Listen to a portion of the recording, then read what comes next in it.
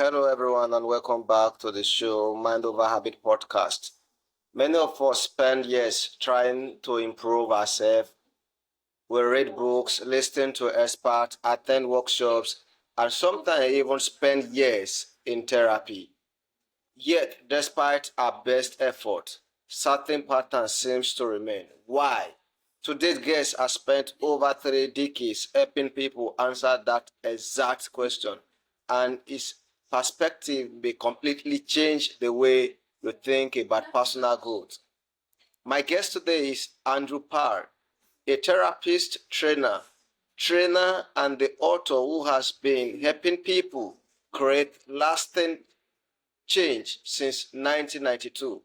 With more than 20,000 one-on-one client section behind him and over 500 practitioners trained in his method, Andre has become more for his root cause approach to transformation. His book, The Real You, is published by Penguin Life and Explorer. The invisible condition, belief, and emotional patterns that shaped our lives without us realizing it. Andrew argues about the real transformation isn't about fixing yourself. It is about seeing through the conditioning that was never truly you in the first place. Andrew, welcome to the show. Hi, Moses. Thank you for inviting me. It's lovely to be here. Looking forward to talking with you. It's a pleasure to have you here, Andrew. So, let's dive into the conversation. After more than 20,000 client session, what common patterns convince you that most personal development works in missing something important? First of all, I should say all personal development is great. Anything anybody does to help anybody is really brilliant. But I did notice that a lot of the usual methods didn't work on me. They just didn't help me. I tried them. I did all the positive thinking. I did all the psychology shift. I did all the mindset shift. I tried all the NLP. I tried the self-hypnosis. I tried the affirmations. All that stuff just didn't work. But the one thing that did work was when I accessed the emotional conditioning I've been carrying within me because of difficulties and traumas I've been through in my own life. And when I got to the bottom of that and accessed that and kind of let go of the feelings and the emotions behind all that, that's when life really began to change for me. And instead of having to try and be very positive and consciously have to work to change habits or change ways of doing things or deal with anxiety, then once you get to the bottom of what's going on and you let go and you heal something inside yourself, that just goes away. People don't realize how much it can go away. So it wasn't that I just didn't agree with what a lot's going on. It's brilliant. It just didn't work for me. So I started doing that for myself and then on others and trained others to do that. And that's what's taken me down that route. And I think if anybody's been doing self-help or personal development for a long time and they're struggling or frustrated at the slowness of the change, it probably means there's something a little deeper within them that needs addressing. And that's what I learned to look for and learn to help people find and deal with. All right, Andrew, many people feel stuck despite years of therapy, coaching, or self-help. Why does that happen? It's usually because there's a thought, an idea, a belief, some kind of concept they're holding on to with an emotion wrapped around it inside of them. This is how I describe it. Usually something somebody's been through, it could be just one thing or it could be lots of things. It makes them think something and feel something about themselves inside. Okay, and that keeps them stuck. And it doesn't matter what they try and think differently with their head, if they haven't accessed this stuck place inside, that's what will keep creating the situations. It will keep making people not take care of themselves. It will keep making people be drawn to the same kind of relationships. It will sabotage career opportunities, for example. It'll make people have habits or addictions or compensating behaviors. All these things will happen if there's something unresolved inside, and that's why people stay stuck. It's like they're trying to run up a down escalator to try and get somewhere, working really hard, positive, positive, try and deal with this. But actually, the moment you stop, you just end up at the bottom. Okay. And what I say to people is if you can figure out what's really causing it, instead of doing this, you flip the switch, then it becomes an up escalator, and then you can just ride with it. And that's what I find helps. So if you're stuck, it means you're looking in the wrong place or you haven't gone to the right area. There's a quote from the medical world that says, if the treatment isn't working, question the diagnosis. So if you're trying to solve a problem in a certain way, maybe question what you're working on, because it probably means the real problem is somewhere else, and have a look somewhere else for it. And that's why people stay stuck. They're usually trying to fix the problem in the wrong area. Okay, Andrew, you describe people struggling with something that feels both inside them and outside their control. What actually happening there? Okay, so if you think of there's different levels of the mind, there's the conscious mind and then the unconscious or subconscious, people tend to refer it to. So if there's things happening inside of them that they'll get a feeling, it's because their inner, their unconscious, their subconscious reacts way, way quicker, about 50 times faster than their conscious mind can. So someone can walk into a situation, they may suddenly feel anxious or scared or angry or triggered, and it's because their inner system is acting faster than they can consciously think. Okay, so it feels as if there's something inside of us that's outside of our control. Our threat response, our protection response gets activated. We may feel nervous or shy or insecure or worried or afraid. And it feels like it's something inside of us, but we can't get to. But actually, it's just a collection of thoughts, feelings, ideas, emotions that are being activated that are in our control, but we just don't know where to look. So if we're using our head to try and deal with it, we're going to always feel like the head wants one thing, but something inside of us wants something else. But when you can use your focus, use your mind, your conscious mind to focus inward to where the problem is coming from, that thing that feels inside of us but outside of our control suddenly becomes much more manageable. And instead of feeling out of control, we can then begin to deal with it and take care of it. But the reason it feels out of control is because it's coming from a different level of our mind that works faster than our conscious mind can. All right, Andrew. So you said people aren't broken; they are operating from a mechanism. So can you explain that to us? Sure. So I think when you go into your life and if you've had a lot of difficulty, a lot of trauma, you can feel like there's something wrong with you. You can feel broken. You can feel like a failure. You can feel not good enough. All these things can make us just feel like collapsing in a way. But actually, what's happening is usually it's not about the person, it's what they've been through, it's what they've experienced. That's what's broken. So something is not wrong with the person, it's something is wrong with what they've been through. And their mind, their body is just dealing with it in the best way they can. And usually that's to try and protect ourselves in some way from more hurt or more pain. And yet the irony is that the more we try to protect ourselves from it, the more something unconscious within us seems to attract us to us or draw more of it to us. So when I'm working with someone or teaching someone or training someone, I say, look, there's nothing wrong with you. You've just taken on board layers of thoughts and conditioning to try and deal with this situation. And if we can peel that away from you, you'll realize that underneath all this, you're absolutely fine. You're a good person. You're worthy of love. You know, the world can feel safe for you once you let go of the protective layers, and you can have a sense of control on your life. You can fit in more, and you can attract more loving and more kindness into your world. So it's not about you, it's about the layers you put on top of yourself. And we can get rid of those for you, the real you. That's why I called my book The Real You. The real self, the real you can come to the surface. And I think that's always far more important than trying to create a false positivity. How do you find that authentic self, the real self, and let that come to the surface? So, what do you mean when you say real transformation isn't about the optimizing ourselves? Yeah, so in a way, like I come from a hypnotherapy background, hypnosis background, and many people think of that as kind of putting ideas into people's minds and mind programming. Most of it isn't that at all. But life actually does that to us. Life will hypnotize us to make us think things or feel things or believe things that aren't necessarily true. It can make us feel we're not good enough or unsafe, or make us feel that we're deserving of shame or rejection or abandonment, for example. And when that happens, that becomes our default response and it feels familiar. So we tend to seek out similar situations that feel familiar. Consciously, we want one thing, but something inside of us is seeking something else.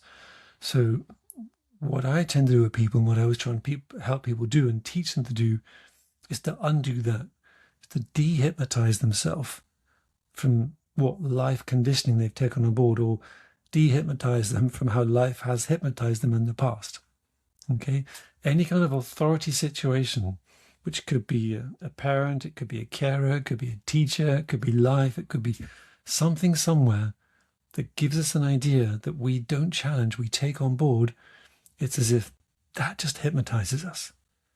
And if I can de-hypnotize people from that, that sets them free to be themselves, and they feel lighter, they feel free, they can get on with life in a very different way. So that's what I mean by de-hypnotizing.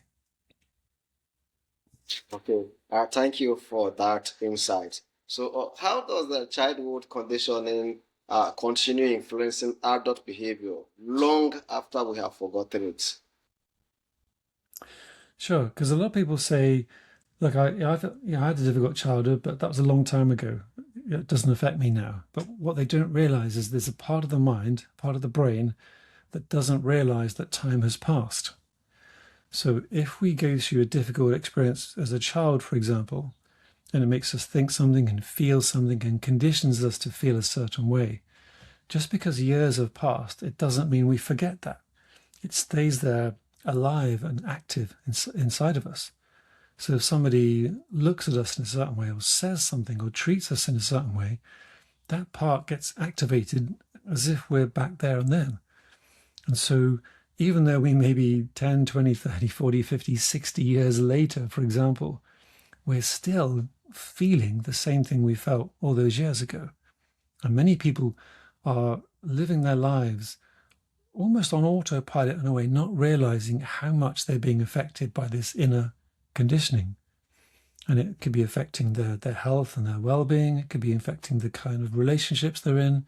It could be affecting their kind of work and career and their financial situation, their social situation. All these things are influenced by emotional conditioning that they're carrying with them from childhood.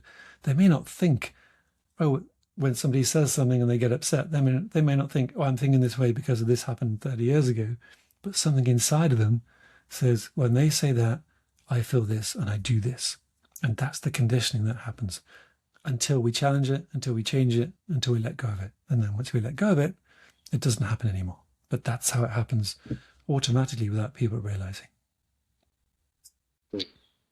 So, why is the gap between knowing what to do and actually doing it so difficult to close? Yeah, that's a good question.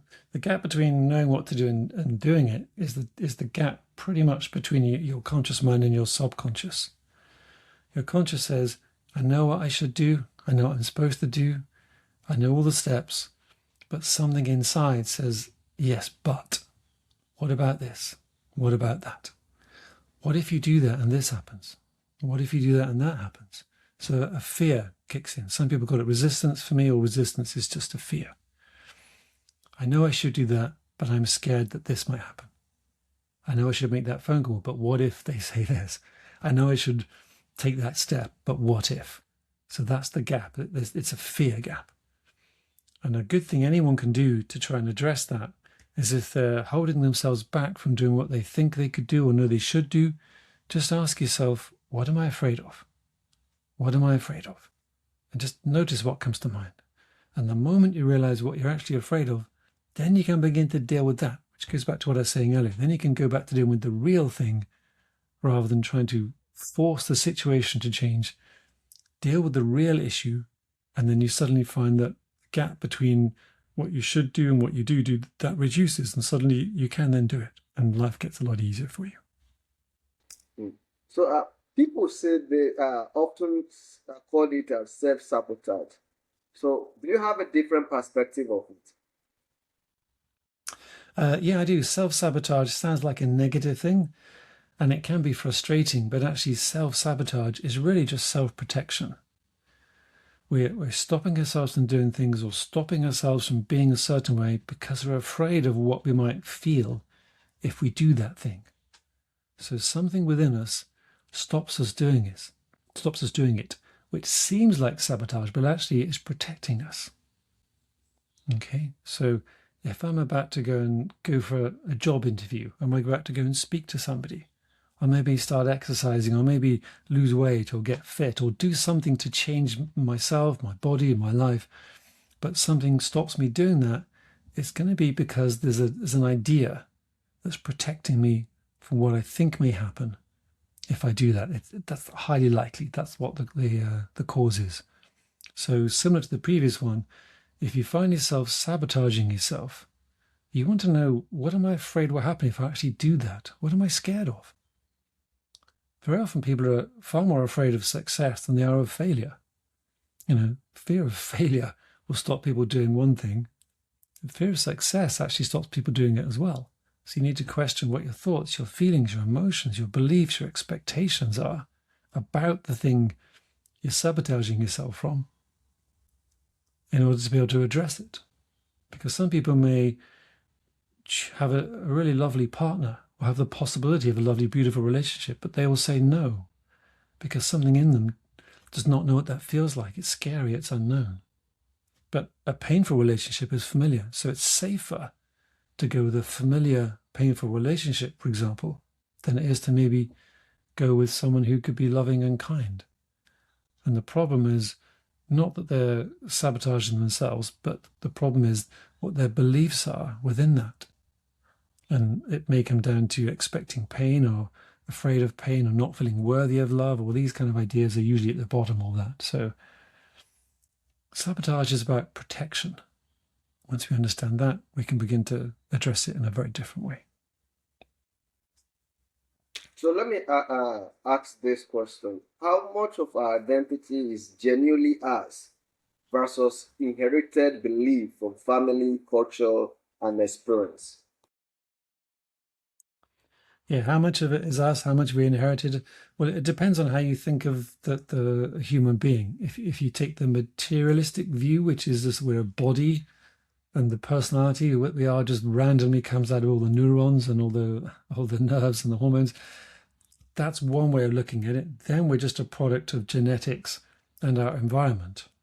Okay, and some of the genetics is traits passed on, obviously, from parents, and it's known that a lot of personality traits can get transmitted chemically as well. So we can pick up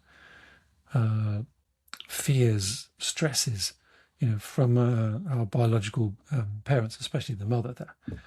But if you think of the non-materialistic view, which is a more consciousness first thing, which says, actually, look, I'm more than just a body.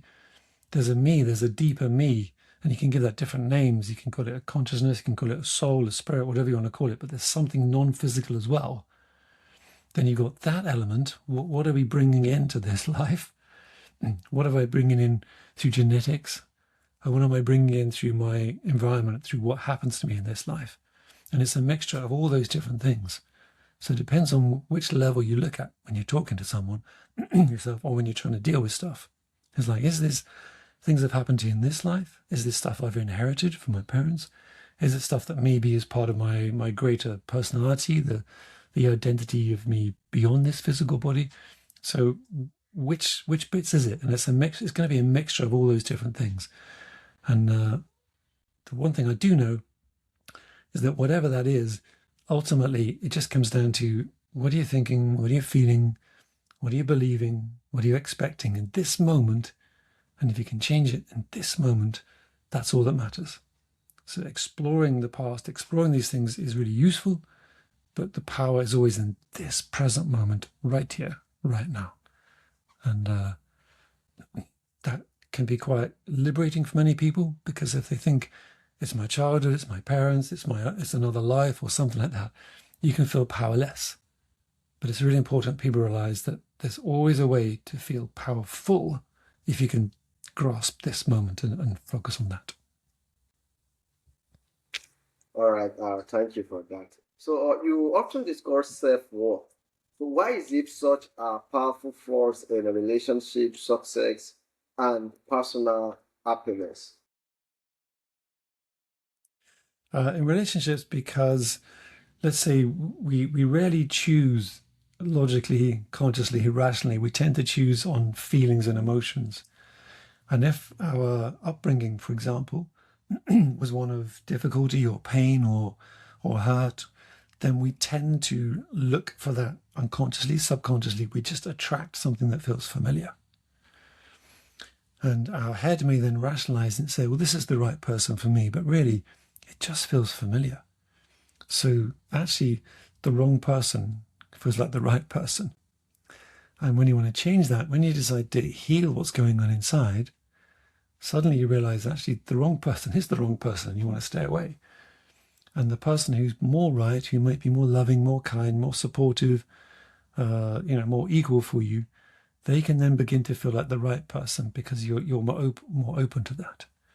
But until you reach that point, we're very often choosing people on subconscious or unconscious conditioning. And it isn't always bad, because sometimes we can choose someone who's in a similar situation and we can both grow and learn from that. But both people have to be open to change and open to growth and dealing with their issues. But if we attract someone or choose someone who doesn't do that, then we're just recreating pain for ourselves. And that's when we need to really challenge the situation. Okay, so what role does anxiety play in keeping people disconnected from the present moment? Well, anxiety will always jump you into the future. Okay, anxiety says something's going to happen or something might happen. What if this happens? What if that happens? And when our mind is worried about what may happen, then the threat response, the fight or flight response, gets activated, it gets elevated. And we can't quite relax. We can't be in the present moment because, as far as our inner subconscious is concerned, there's a potential threat to deal with, even if it's just one of imagination. So we can't be in the present moment. If you think about what it's like when you're in a situation, it could be by yourself, when you can just relax, maybe with someone close or some friends, and you can just relax, you're having fun or having a nice time, you're in that moment. You're not worried about the past, you're not focusing on the future, you're just relaxed, happy, peaceful in that moment. But anxiety says, I can't relax now because something may happen and I've got to deal with it. And so anxiety pulls us into the future. So, Andrew, you have described anxiety as the cost of living in tomorrow. What does that mean? So when anxiety pulls us into the future, it robs us of peace of mind in the present. So futurizing is what I tend to call it. When your mind is living in the future, even if it's a positive one, or you think it's positive, such as everything will be okay when this, everything will be okay when I change how I look, everything will be okay when I meet the right person, everything will be okay when I have enough money. That's when we think we're being positive.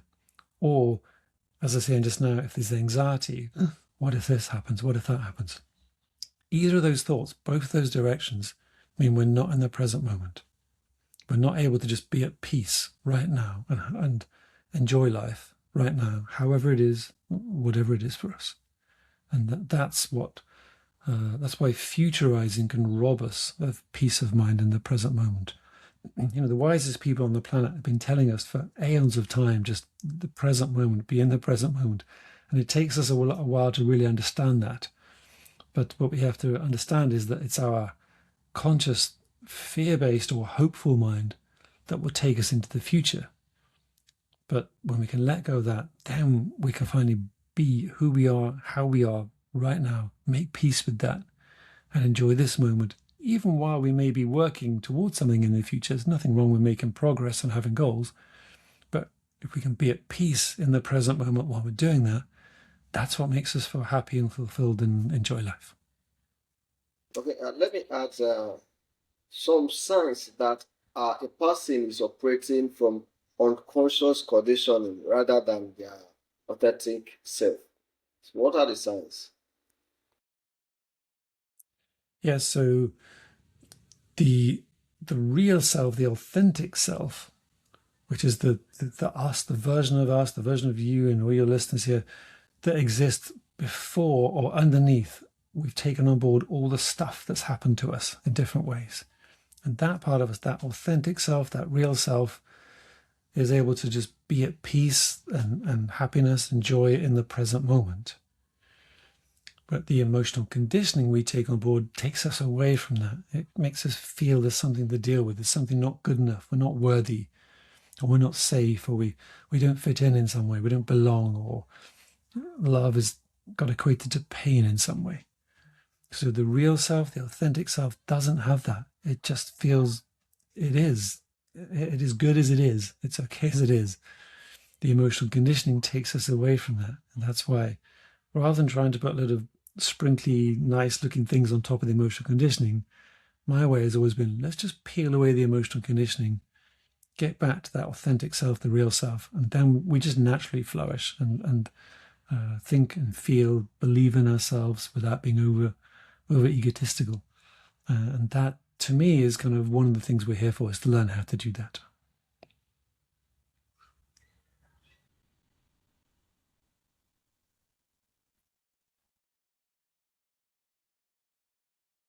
Did you say what changes? What yeah, what changes? Well, it depends what area they're working on. But usually, if you get down to the core ideas, then everything evolves in some way. So we tend to take care of our bodies better.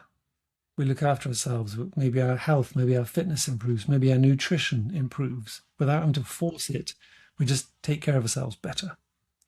Our relationships become more loving, more kind, more fun, more equal, more supportive.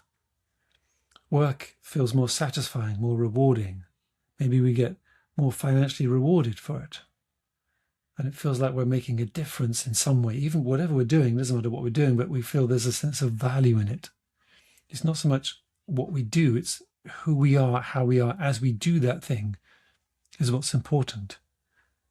And then outside of the work, our ability to relax or play or have fun tends to increase as well. So as you let go of limiting beliefs, the things I've heard people say again and again, thousands of times over the years, is I feel lighter, I feel free, I can finally be myself.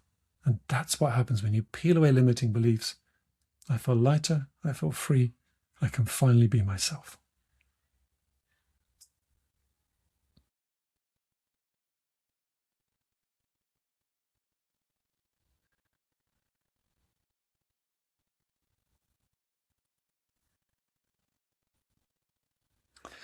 The, I think the most valuable thing that anybody can learn to appreciate within themselves is that whatever life may have told them, whatever somebody may have said or done or not done, that has caused them to doubt themselves in any way, they are still worthy of love. And more importantly, they are worthy of self love. And if anyone can begin to accept that they are worthy of love and they're worthy of their own love, worthy of self love, that's the foundation stone. When somebody can love and accept themselves as they are, this is me, this is how I am, this is it, and that's okay. That's a starting point for anything else. So I think underneath thousands of client sessions, that issue is often there at the bottom of it. And that's what I look to help people resolve. If you can feel worthy of love, but most importantly, worthy of self-love, you open a doorway to many, many possibilities. I'd love for everyone to be able to feel and experience that.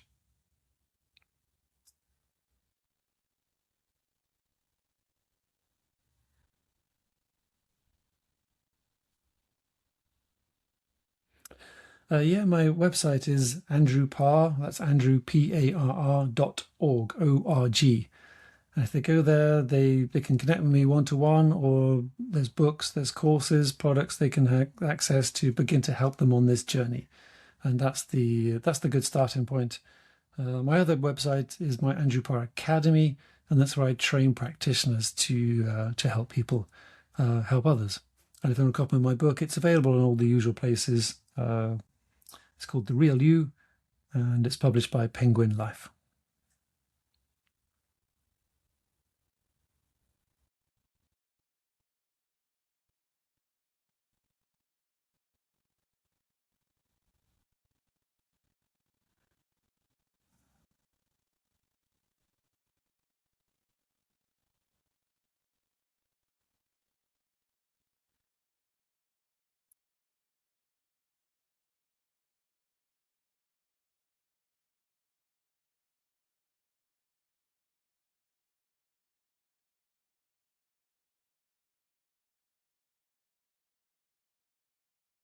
Thanks, Moses. It's been a pleasure being here talking to you. Thank you and to all your listeners. Just stay with it. You're okay. Just stay with it. Keep going.